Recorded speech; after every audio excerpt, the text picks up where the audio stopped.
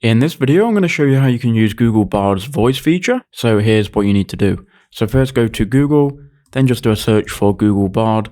And once you're on bard.google.com, it may ask you to log into your Google account. But once you're inside of Bard, you'll see this use microphone icon, which will be to the right of the prompt section. So if you go ahead and click on this, it's then going to ask you up here, Google Bard wants to use your microphone. Go ahead and click allow. Once you've allowed your microphone access, it will now start typing. So let me just click it again.